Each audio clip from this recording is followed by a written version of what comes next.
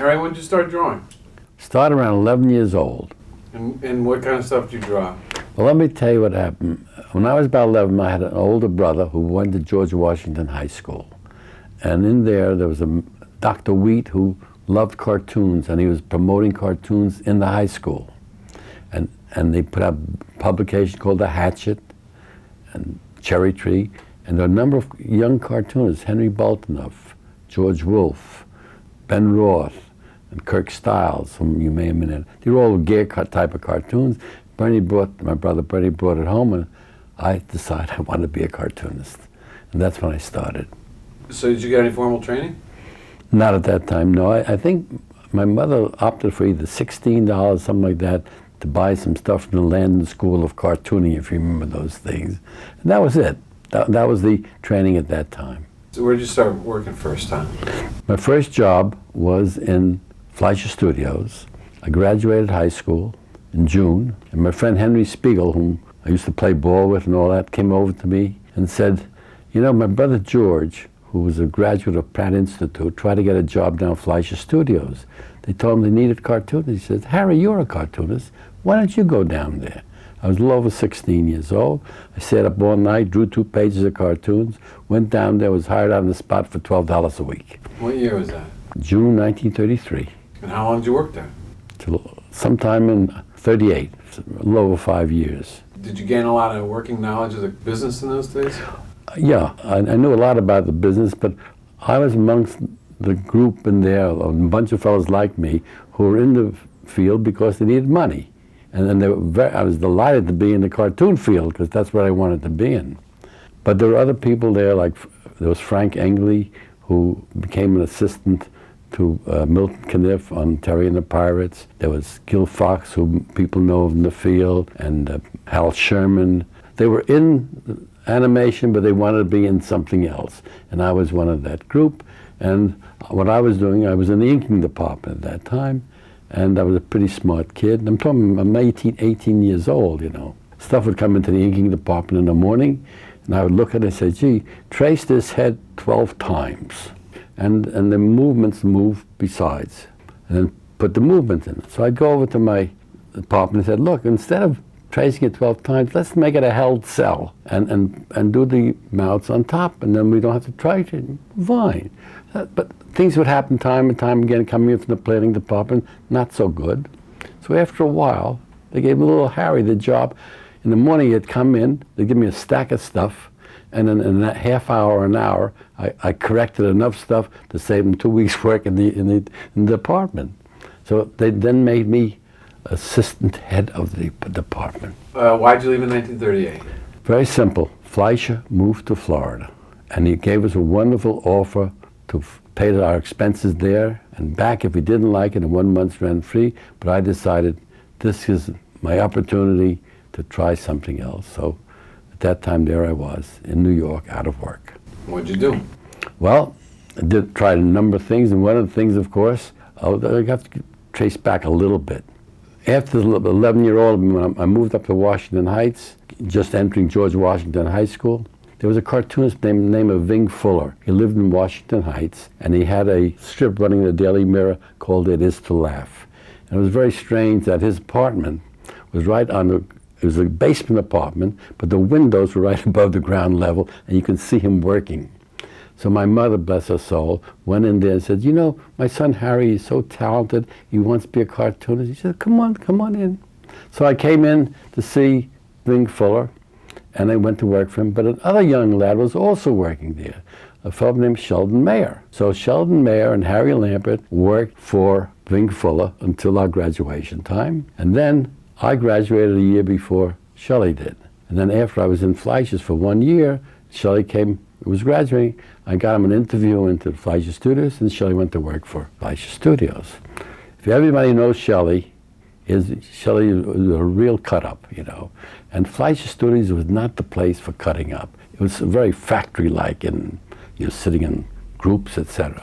So Shelley, unfortunately, didn't last too long, and he was devastated. And I said, Shelley, you never know, this can be the best thing that ever could happen to you. Yes, it was. He wound up in the comic book field. So naturally, here I'm out of work.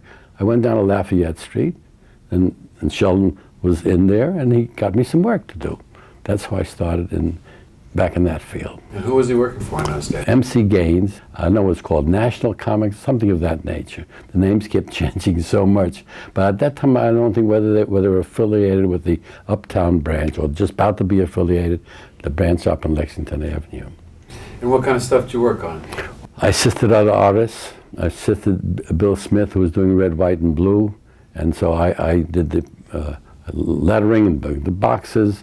I was giving a strip called Spot Savage, which was a reporter. I eventually saw copies of the thing. And I did a number of other things. And when anything eventually came up, and mostly it was assistant work, a short while after the question of The Flash came up, and I was assigned to do it with Gardner Fox. All-American came about, and then Superman came out, and everyone kind of wanted to jump on the bandwagon with some money. Pretty much, yeah. So you worked with Gardner. How did you like that? Very well. On this first occasion, there was some discussion, and the idea of the Flash was Gardner Fox's idea. Now, where it came from originally, I don't know, and it was to be based upon the god Mercury, and the messenger of the gods, or whatever it is. And based upon that, we developed the thing, and in a little lecture I gave the other day, using a slide, what I did was, I said, look, I went to the dictionary, and there's the most beautiful rendition of Mercury. And then I took my Flash and superimposed it over, and they're almost identical. The pose is the same. Everything is the same except a few doodads. And as I drew it, I kept it as close as possible to that graceful attitude. Everyone had to have a colorful costume in those days, huh? That's right. So who was your editor? I worked with Shelley on that. The thing I liked about that particular episode was my background was not adventure. My background is humor. In that first aspect of it, there's both adventure and humor, and also the humanness of the character. This guy's a nerd, brilliant guy in chemistry, is a flop on the football field, and the whole thing revolves around that. The accident happens with the juice falling over the floor, and he gets involved in it, etc., and then becomes this tremendous speed demon, and he starts playing tennis with himself. And all those funny little things, and they were really great. I enjoyed it, and I think I got the message across very, very well. I wasn't the most experienced artist at that time, but I had a good sense of telling a story, and I think I told it very well. People always like fun stuff. And of course, then there was the excitement, and his girlfriends had a father, was government stuff and secrets and all that jazz, but it was fun, and it worked out fine. Did you have any contact with Gaines at all? Oh, all the time, oh, yeah, oh, sure. What was M.C. Gaines like? To me, he was Mr. M.C. Gaines, Mr. Gaines, no Max Gaines. He was Mr. Gaines. He was a very pleasant guy, but you know one thing, he was the boss. Sheldon Mayer was the editor, but Max Gaines, M.C. Gaines was the boss, there's no question about it. And we had a very good relationship. I generally have good relationships with people, so I didn't have any problems. Well, you must have been in your 20s in those days. I turned 23 November of 39, so that must have been right in the period I was doing it, because the dateline is January 40, so I had to be doing it in 39. I want to say one thing about it was the question where you have this wonderful dream idea, and you got 2 months to go figure it out and do it. All I remember is time was of the essence. You really got pushed to put the thing out. And I don't know whether we had 2 weeks to do 15 pages or what, but it was a lot of work done at a very short period of time. And me not being that experienced yet. So it was quite a job, but it was a challenge, and I met it. Did you think anything about the fact that you and Shelley were basically pretty young? I mean, you were in your early 20s, and this business that was basically run by a handful of people. Yeah, but all of us young people, all the people who started working, they were young. Sheldon Moldoff was young. We were all young kids, in a sense. It was a new thing. We didn't know. Nobody knew what it would be, but it was a good start. Did you end up going in the Army? Yes, I did, yeah. What year did you go in? Pearl Harbor was December 7th. February 12th I was in. It wasn't close, bingo. But in that interim period, after I stopped doing The Flash, I was immediately given The King to do, also with Gardner Fox. And this, I developed the whole character again. I was the King. By the way, my name, God bless me for putting my name down on things. Because if I hadn't put my name down in the Flash, nobody would know I had done it. And also my name was on the King, and we started as King Standish, the King Master of Disguise. My name was on it all through its run, and it ran through to the time I went into the Army, and I also took over the strip for Bill Smith, who wanted to be and was a very fine illustrator, and he got into Saturday Evening Post, which is what he wanted to do, and when he went into the Saturday Evening Post, he resigned and I took over the strip. So again, from that period on, which was maybe around the beginning of 41, to the time I went into the Army, I was working on those two strips full-time. And although Donenfeld was distributing both sets of books, both the All-American and the DC books, there wasn't any interaction between the two companies, really, was there? When I was there, yes, I knew there was an upstairs, uptown branch, and I knew there was a Donenfeld. I knew there was a Leibowitz, but I didn't have much contact with those people. Did you have any contact with any of the other artists in the business, Joe Simon or Jack Kirby or... I ran into the Siegel, the Shuster boy, the Superman. And as a matter of fact, I physically put together the first Superman comics book. There was some newspaper strips that I cut up and pasted up the stuff, and then when it didn't fit, I put little squigglies to fill about. That was before the Flash and all that. But those are the little things that I did because I was always available. You had production background. Yeah. And so, but then Uncle Sam took over. And going into the Army, they decided with my animation background, I should go into a training film lab in Fort Monmouth, and that's under Signal Corps, right? So I'm in Fort Dix, everybody's being shipped out, I'm staying there. Oh, they're gonna send me to Fort Monmouth. One bright day I come back from an evening out, I'm on something to go to a place called Neosho, Missouri. They needed 500 people in the Signal Corps.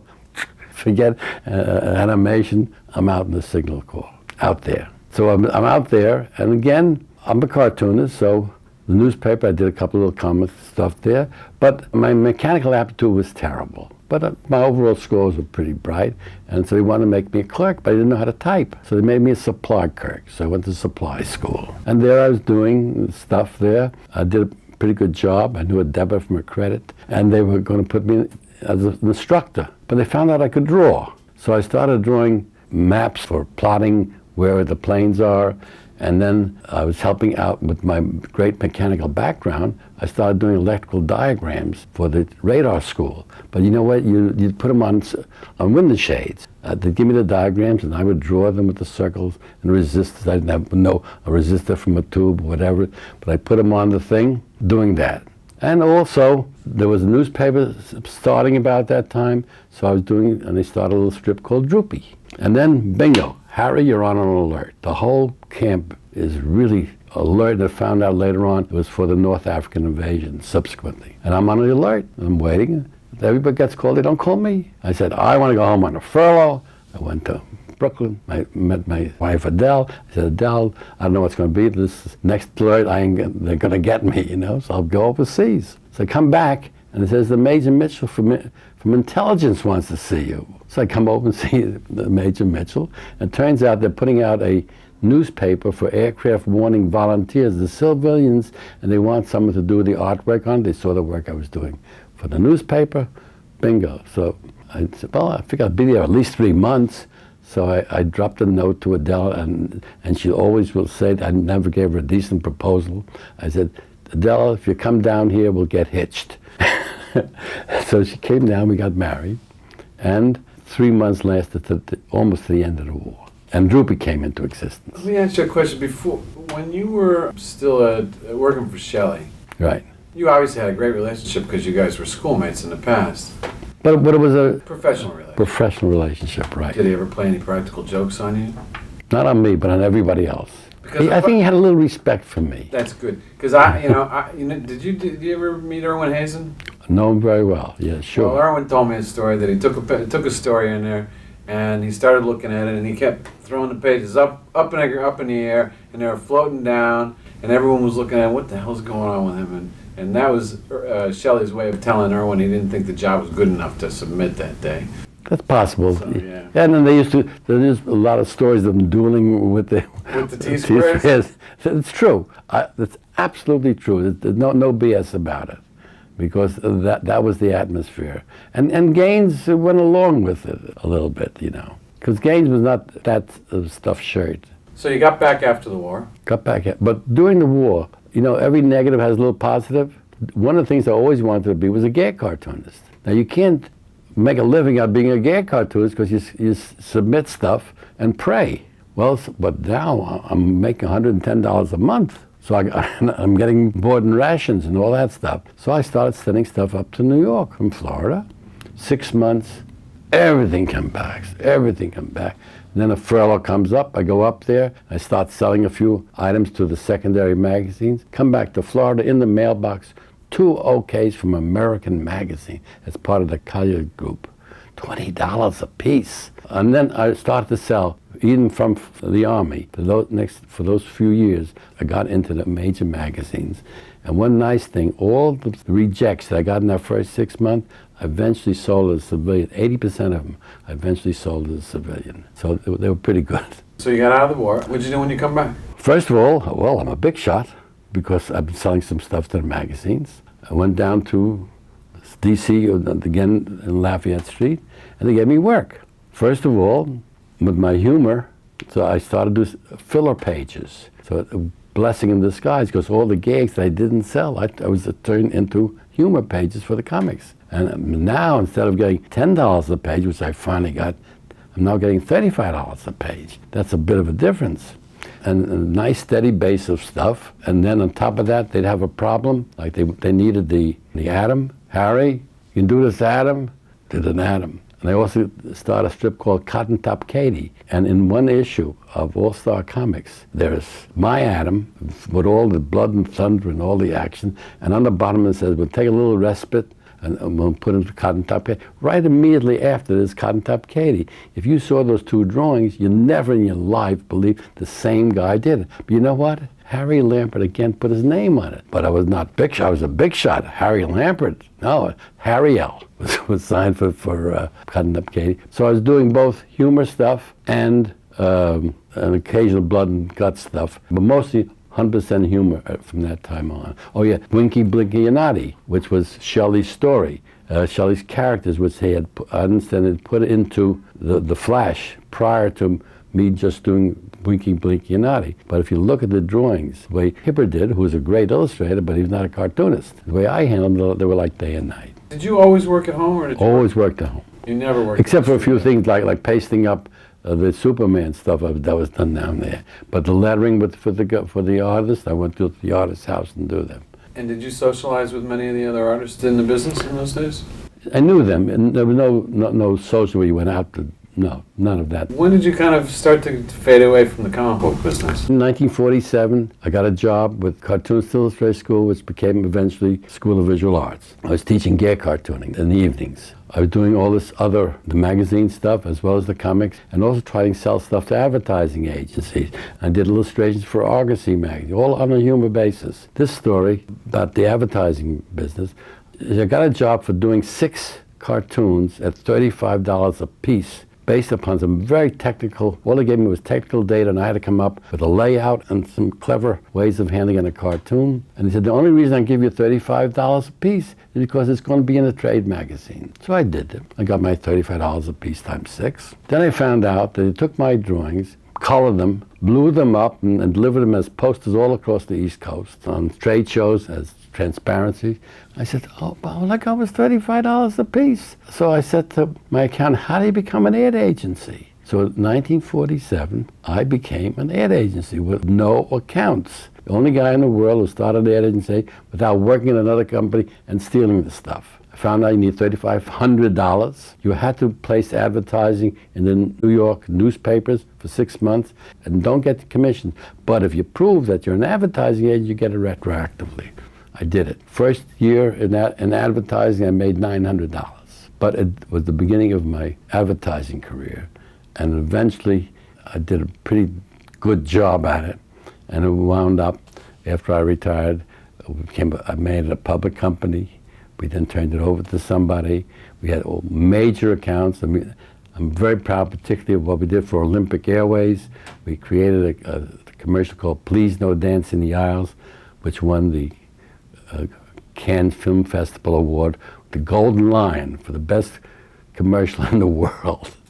So that's what happened. So after 1953, I continued up to 53.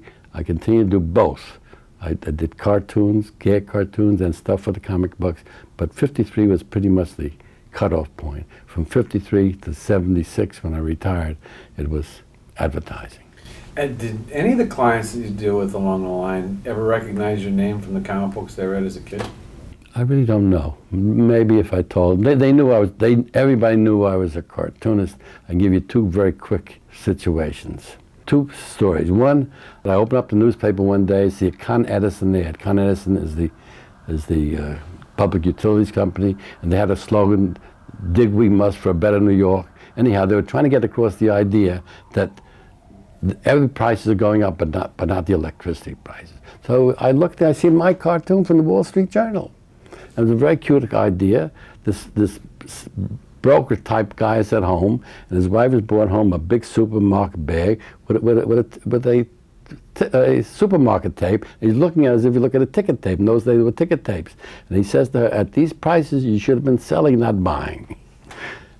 No, I see that, and then I look at it and said, "My God, this is my cartoon. I got nothing out of it."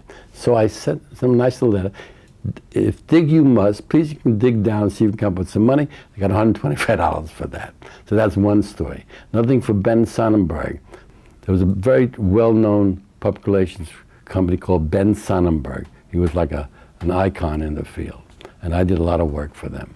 My agent, first me personally and then the agency. They were the PR for Lipton Tea. And they paid someone $35 for a drawing where I looked like with the cross-hatching, and the guy, whatever he did, it took him at least 12 hours to do the thing, and it was terrible. So they called and they knew, "Harry, you're a cartoonist." So in 10 minutes, I came up with a hell of a good idea and drew it in 30 minutes. And the idea was this. They're trying to promote the idea, instead of selling lemonade, sell iced tea. Kids. So I have this little kid selling iced tea, and there's a man saying, "Oh, so you say you had business been very good. What the kid doesn't know is the back of he has a little portfolio that says IRS." So, well, they took that cartoon and they got hundreds. They sent us a mat service, hundreds and hundreds of things. So what can I charge? This guy worked 2 days on it for $35, and I took a half hour. I said, "Well, let me try $125. Of course, they gave me $125. So that's where the crisscross comes in. Do you get a kick out of the fact that you got all these fans coming after you, talking to you about things that you've done 60 years ago? Right.